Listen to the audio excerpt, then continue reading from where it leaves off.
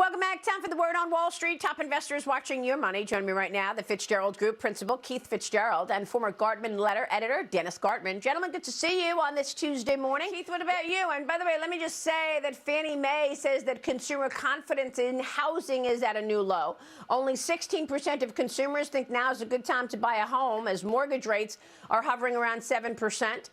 The October CPI, of course, we're watching this morning. Economists are expecting a month-over-month increase of 0.7% and a gain of 8% year-over-year, Keith. So you've got some data to deal with, as well as demand destruction in housing as a result of higher interest rates, regardless of what happens in these elections.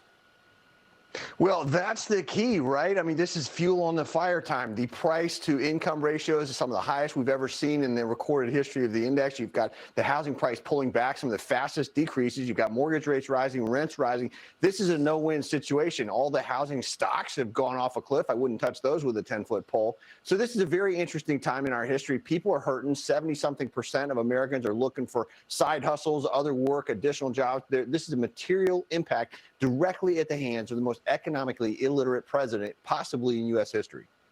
Well, what do you want to do as an investor? I mean, you've got an economy that is clearly weakening, and yet the Republicans coming in trying to stop some bad economic policy.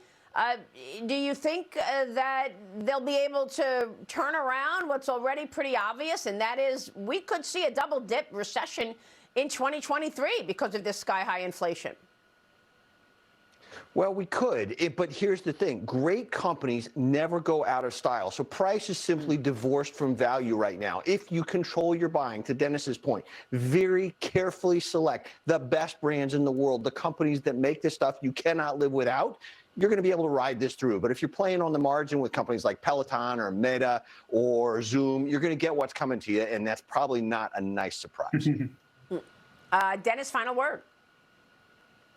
Again, I continue to think that this is a bear market. I think the problem that we have is that the Fed is going to be taking $95 billion out of its assets over the course of the next several years. That has been the fuel that has driven the economy. That's been the fuel that's driven the stock market higher. That fuel is being taken away. And again, predicated upon a Republican victory in the House and the Senate, be careful what you ask for.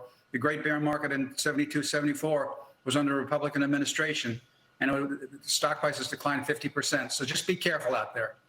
All right. Thank you so much, gentlemen. Keith Fitz-Gerald and Dennis Gartman will be watching all of that. Quick break. And then Hi, it's Keith here. Thanks for checking out today's highlight clip.